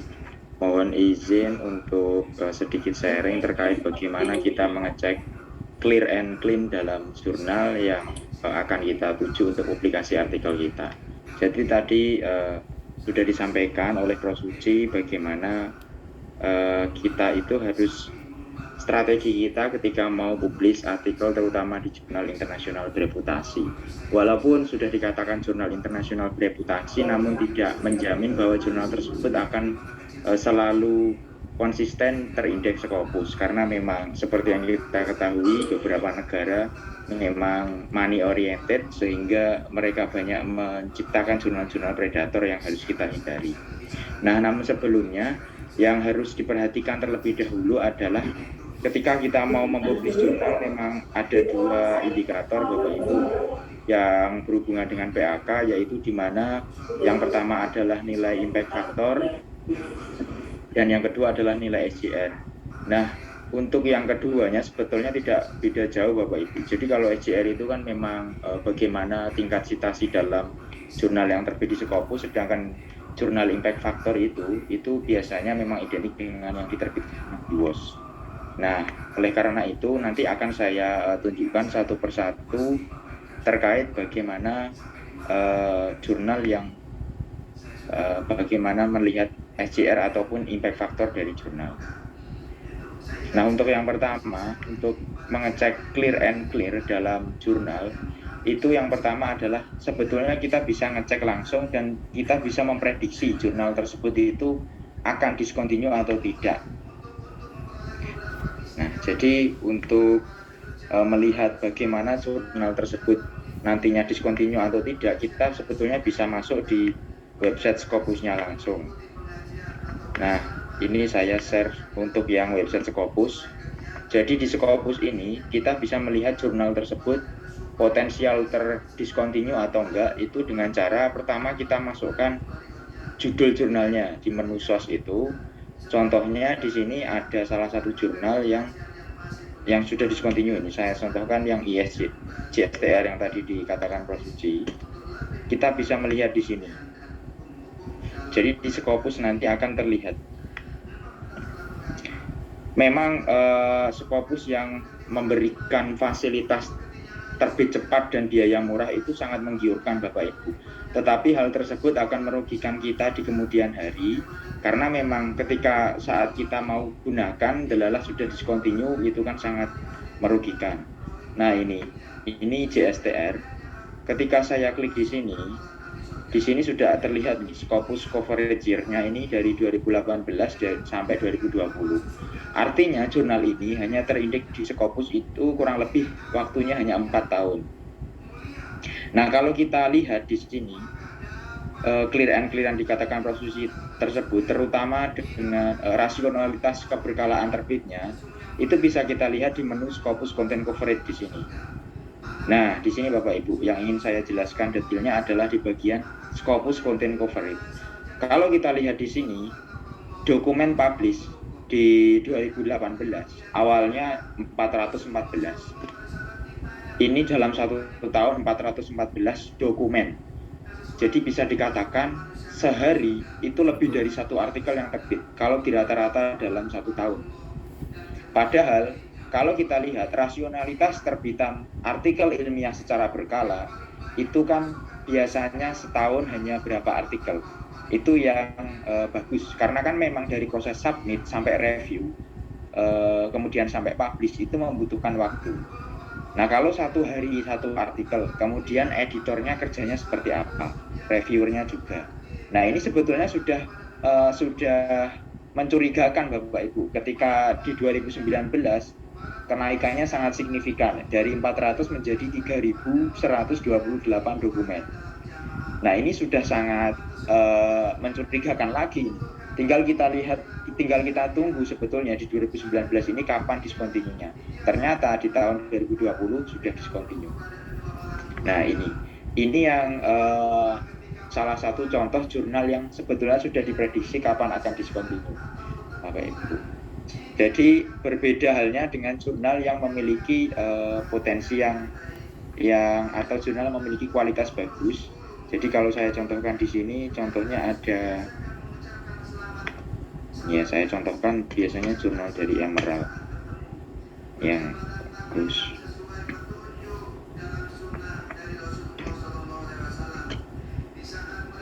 Sustainability. Ini saya contohkan jurnal tentang security and sustainability issues. Ini juga sudah discontinue. Nah, ini kalau kita lihat konten coverage-nya di sini juga ada ketidakkonsistennya di sini. Jadi jurnalnya di sini di tahun 2000 mulai dari 2011 sampai 2019 ini aman. Tapi masih kalau kita lihat di sini sudah ini. Jadi kalau kita lihat trennya ini sudah kenaikannya kan ini hampir 2 kali lipat setiap tahun. Nah, ini ternyata dia sudah continue juga. Nah, coba kita contohkan jurnal lain yang lebih ini yang set skornya tinggi, biasanya kualitasnya bagus. Ini. Nah, ini contoh jurnal yang bagus Bapak Ibu. Jurnal ini sudah terindeks di Scopus sejak tahun 50 sampai saat ini. Kalau kita lihat Scopus content coverage-nya ya pasti dia akan konsisten dan rasional. Nah, kalau kita lihat dari tahun ini 95 dan sebelumnya itu ini totalnya ya. Kalau kita lihat dari 96 saja 33 dokumen. Setiap tahun tidak jauh berbeda Bapak Ibu jumlah dokumennya. Nih, jadi antara 30 sampai 40. Nah, ini bisa dikatakan jurnal yang aman. Jadi kalau mau publish di jurnal ini pasti aman karena jumlah artikel terbitannya ini masuk dalam kategori normal. Nah, ini adalah contoh jurnal yang berkualitas bagus. Saya contohkan lagi yang kemarin sempat tenar sebetulnya yang tadi sudah dikatakan Rosuci, itu adalah JAFEB ya, Journal of Asian Finance, Economic and Business nih. Jadi contoh kalau kita lihat di sini, kalau kita cek di Scopusnya, sebetulnya jurnal ini juga sudah bisa diprediksi sejak awal-awal tahun. Jurnal Asian Finance, Economic and Business. Nah, ini kasusnya sebetulnya sama kayak IJSTR tadi dari 2018. Nih, kalau kita lihat di sini, awal 2018 ketika masuk di Scopus itu hanya 60 nih. 2019 2 kali lipatnya. Kemudian masuk ke 2020 lebih dari 3 kali lipat. Nah, ini salah satu contoh terbitan jumlah artikel yang tidak rasional. Dan ini pasti discontinue memang. Tapi Scopus memang memberikan penilaian terhadap jurnal itu profesional, Bapak Ibu. Jadi kalau kita lihat di daftar discontinue Scopusnya di Excel itanya alasan kenapa discontinue itu publisher concern, jadi publication concern ya. Jadi concern dalam publikasinya itu yang tidak sesuai. Nah, padahal ini adalah jurnal predator sebetulnya Bapak Ibu. Seperti yang IJSTR tadi. IJSTR tadi itu sebetulnya sudah masuk di daftar jurnal predatory. Jadi kalau saya contohkan di sini kan ada yang namanya predatory journal list nih. Di sini itu sebetulnya IJSTR itu sudah masuk di jurnal predatory. International Journal of Scientific and Technology Research. Nah, ini Bapak Ibu. Ini sudah masuk di dalam predatory journal. Bisa dikatakan jurnal predator ya seperti tadi Bapak Ibu. Konten coverage-nya yang tidak rasional. Jumlah terbitan berkala yang sangat banyak dan kenaikan setiap tahunnya sangat signifikan. Nah, ini. Kemudian lalu bagaimana sih cara kita untuk mencari jurnal yang aman? Jadi biasanya kita kan dalam mencari jurnal itu kan yang pertama kali kita lihat itu kan inginnya itu adalah jurnal yang cepat terbit dan biaya murah. Selain itu kita juga biasanya melihat Scopusnya itu key berapa sih. Nah, kalau kita ingin melihat dari key-nya kan biasanya kita menggunakan Skimago. Nah, di Skimago ini bisa kita lihat nilai SJR-nya yang untuk memenuhi syarat PAK. Jadi sebelum kita publish, biasanya kita bisa mencari jurnal di Skimago ini. Jadi kalau kita lihat yang pertama, kita bisa memfilter jurnalnya. Contohnya di sini di bidang ekonomi. Nah, di bidang ekonomi ini akan terlihat list jurnal mulai dari Q1 sampai dengan yang belum ada Q-nya biasanya. Jadi biasanya sampai Q4. Dan untuk strategi publishnya Bapak Ibu, sebetulnya kita mempublish jurnal itu tidak bergantung pada tergantung pada biaya. Jadi bukan berarti biaya yang mahal itu terbit cepat dan biaya yang murah itu terbit lama. Jadi bisa kita lihat di bagian accepted rate-nya ya. Jadi di bagian berapa persen sih artikel kita akan diterima, itu biasanya kita bisa lihatnya di Springer Journal Finder atau di bagian Elsevier Journal Finder.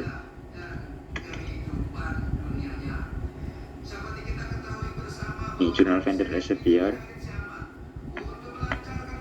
Nah, di sini akan kelihatan nanti accepted rate-nya. Jadi kita cari saja yang accepted rate-nya itu tinggi serta jumlah edisi setiap tahunnya. Jadi kan semakin banyak artikel yang publish di setiap tahun, pastikan peluang yang akan kita peroleh semakin besar. Itu. Jadi kalau saya contohkan di sini, seumpama saya mau publish di jurnal Elsevier, ini pasti jurnalnya bagus ya, karena Elsevier biasanya ini kalau nggak G1 G2.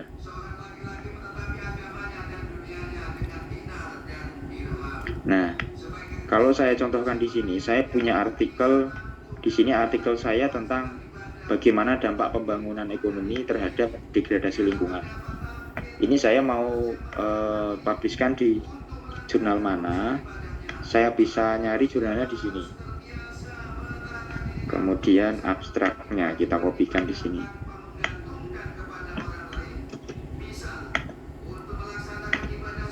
Ini di abstrak.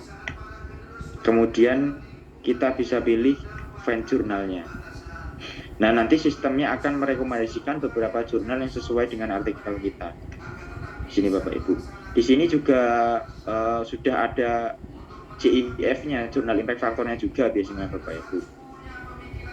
Di sini. Nah, ini ada, saya contohkan di sini Journal of Cleaner Production-nya.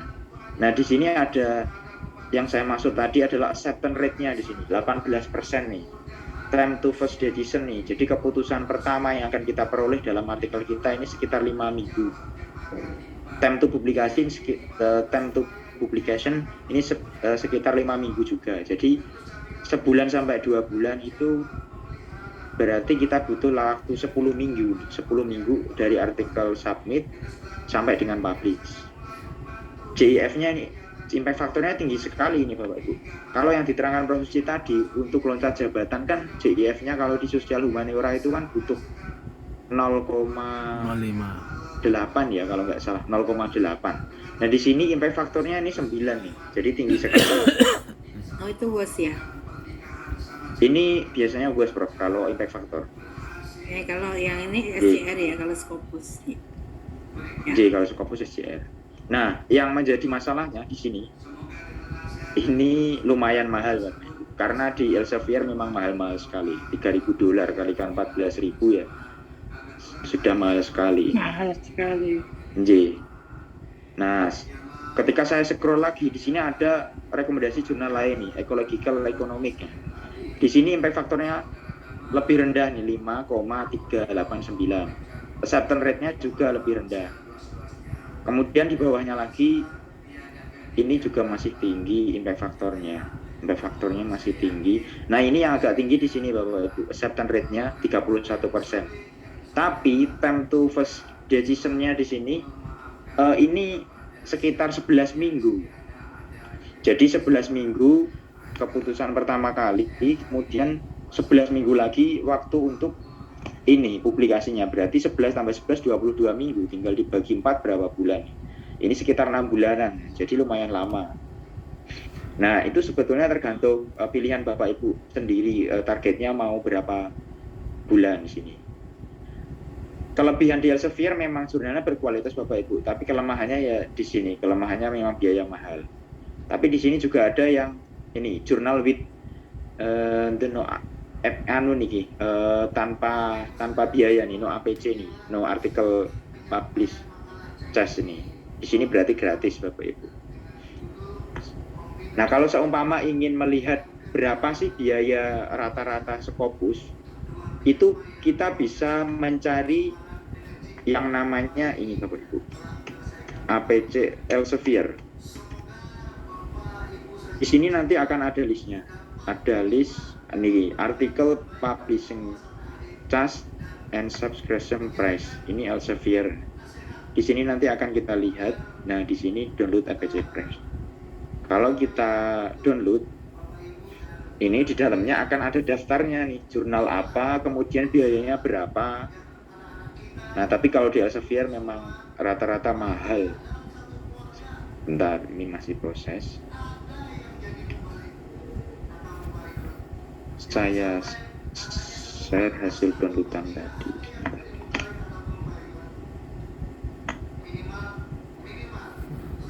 Nah, ini kalau kita lihat di sini, ini ya artikel publishing charge press list ini dari Elsevier.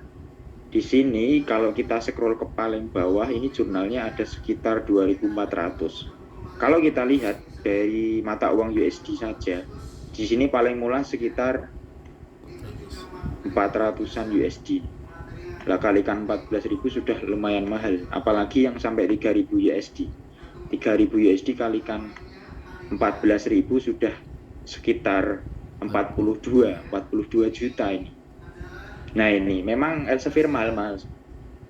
Jadi ini tapi memang kualitasnya terjamin kalau di Elsevier. Tapi kalau Bapak Ibu ingin menghendaki yang agak murah, biasanya memang selain 3 publisher teratas Bapak Ibu. Kalau di Scopus kan publisher teratas itu kan ada yang pertama Elsevier, kemudian Springer dan Wiley ya.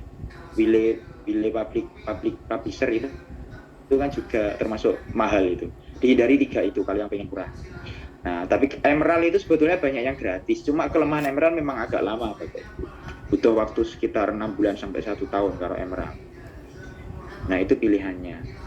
Sekarang kalau kita 2 tahun juga. Jadi yang antrinya agak lama sampai 2 tahun nih. Nah, ini saya ganti share lagi yang WOS. Jadi tanpa kita sadari Bapak Ibu, mindset kita sebagai sivitas akademika memang rata-rata mengacunya ke Scopus. Padahal kita punya alternatif publisher lain, indexer lain selain Scopus. Itu ada yang namanya WOS atau Web of Science.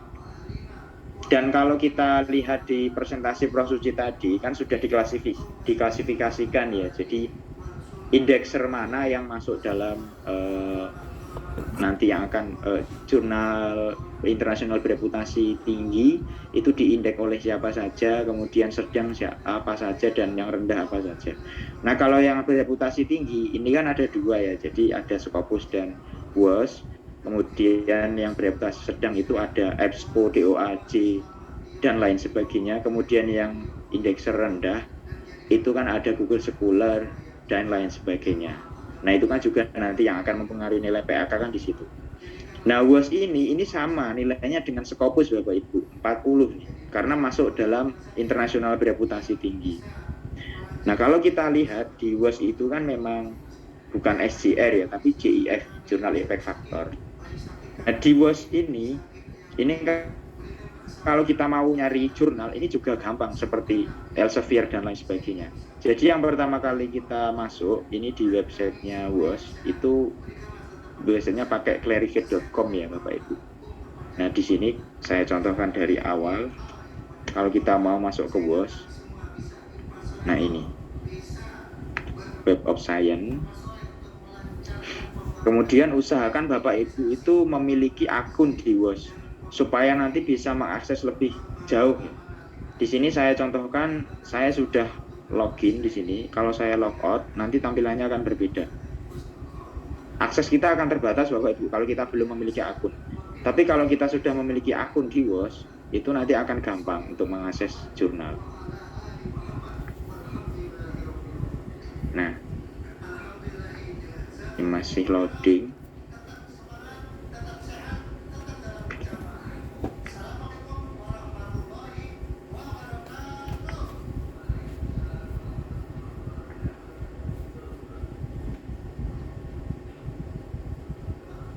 Jaringanmu ya Yu, jaringanmu lelet kok. Padahal tadi sudah normal, ini kembali lagi. Nanti akan di samping kanan menu atas bagian sebelah kanan ini ada menu login dan create free account ya. Nah di sini kalau Bapak Ibu belum memiliki akun, di sini bisa membuat akun. Kalau sudah memiliki akun, kita tinggal login saja.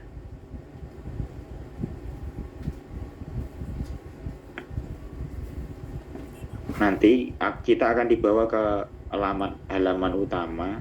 Di halaman utama di sini kita bisa mencari jurnal apa yang akan kita tuju nih.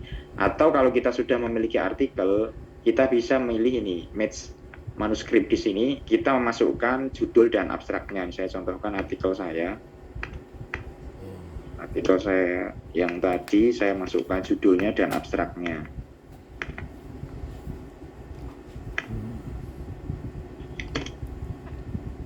Nah, kita bisa fan jurnal di sini. Maka akan direkomendasikan beberapa jurnal yang terindeks di WOS. Di sini. Nah, ini beberapa artikel yang sesuai. Beberapa jurnal yang sesuai dengan artikel saya di sini ada banyak sekali. Di sini juga kita lihat ini Bapak Ibu, peluang kita nih semakin banyak total ininya edisi setiap tahunnya, berarti peluang kita semakin besar. Contoh saya tertarik di sustainability nih di sini. Bisa kita klik view profile page-nya di sini. Nanti akan terlihat bagaimana profil dari jurnal sustainability ini. Nih yang pertama jurnal ini issues per year. Di sini ada 24, ini banyak sekali loh. Setiap tahun ini dia isunya ada 24. Berarti kan ini kesempatan kita lebih banyak di sini. Nah, kalau kita lihat jurnal impact factor-nya di sini terkadang tidak muncul Bapak Ibu. Untuk mengatasi hal tersebut supaya kita bisa melihat jurnal impact factor-nya, kita bisa download jurnal impact factor itu di laman sebentar, tadi saya sudah.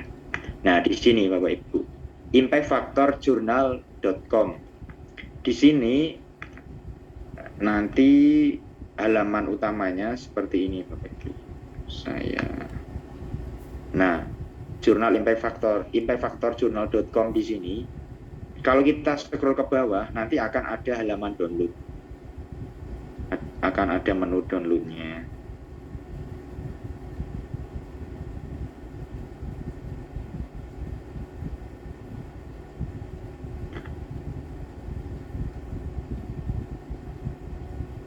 Nah, ini ada jurnal impact factor tahun 2021 versi ini Excel, kemudian 2021 versi PDF dan 2019. Nah, hasil downloadnya itu nanti akan seperti ini. Sebentar saya buka.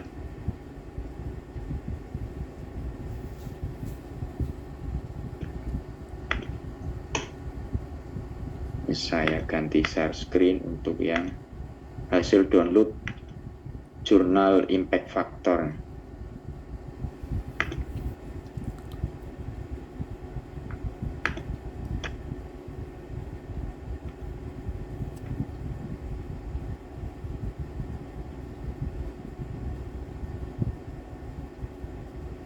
Nah, yang hasil downloadan saya tadi itu akan seperti ini Bapak Ibu.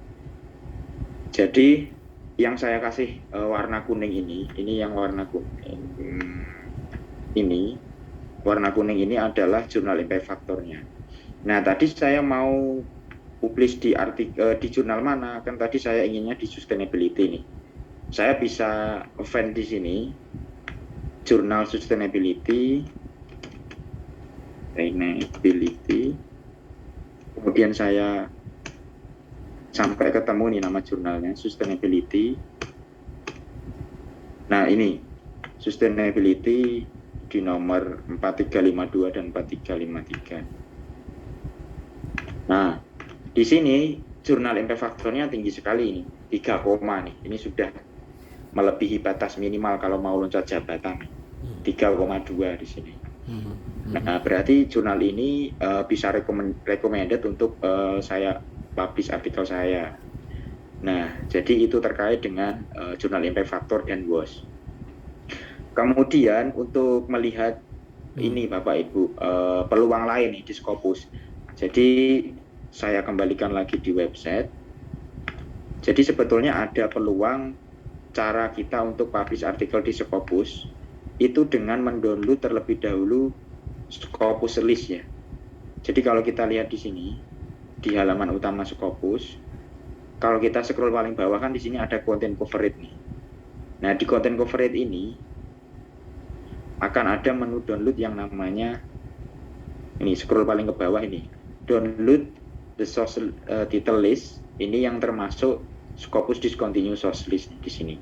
Nah, ini bisa kita download. Kemudian bisa kita buka. Nanti hasil downloadan kita itu akan seperti ini. Nah, ini Bapak Ibu. Di sini ada beberapa menu nih. Menu yang pertama itu adalah Scopus SOS. Ini bulan Mei 2021 nih. Jadi judul jurnal yang terindeks di Scopus update di bulan Mei. Kemudian di sampingnya accepted title Mei 2021. Berarti ini adalah beberapa jurnal yang baru terindeks Scopus update di bulan Mei. Nah, ini yang saya kasih warna kuning. Ini adalah jurnal dari Indonesia yang baru disetujui oleh Scopus atau baru terindeks Scopus. Ini di bulan April 2021. Kemudian yang sebelahnya, di bagian sheet yang satunya, ini adalah discontinue title. Berarti ini daftar Scopus yang sudah discontinue. Nah, ini yang saya katakan tadi Bapak Ibu. Saya contohkan di sini ada yang namanya actual problem of economic. Di sini kan ada nih reason kenapa kok dia discontinue nih. Di sini ini kan ada publication concern. Jadi alasan kenapa discontinue ternyata publication concern. Kemudian mulai kapan discontinue? Itu mulai tahun 2016, volume berapa dan isu berapa. Di sini bisa kelihatan. Nah, yang ingin saya jelaskan di sini adalah bagaimana strategi kita ketika mau ingin cari jurnal Scopus yang gampang. Nah, ini Bapak Ibu. Jurnal Scopus yang biasanya gampang untuk kita tuju dalam menerbitkan artikel itu adalah Scopus yang baru terindeks sekitar 2 atau 3 tahun ke belakang. Kenapa kok 2 tahun 3 ke belakang? Usahakan yang 3 tahun Bapak Ibu. 3 tahun ke belakang. Karena apa? Ketika memang belum ada 3 tahun, biasanya belum memiliki SCR. Karena perhitungan SCR itu kan 3 tahun terakhir. Jadi biasanya dari 2018 lah. Nah, itu ketika jurnal yang baru terindeks 2018 biasanya akan lebih cenderung mudah. Karena standar yang mereka berikan belum tinggi, biasanya masih menyesuaikan mereka. Nah, di sini bisa kita lihat di bagian sheet yang pertama nih, Scopus SOS Mei 2021. Kita lihat coverage-nya di sini. Bisa kita filter sebetulnya di sini. Yang dari 2018 nih. Jadi contohnya saya filter di sini. Mulai tahun 2018.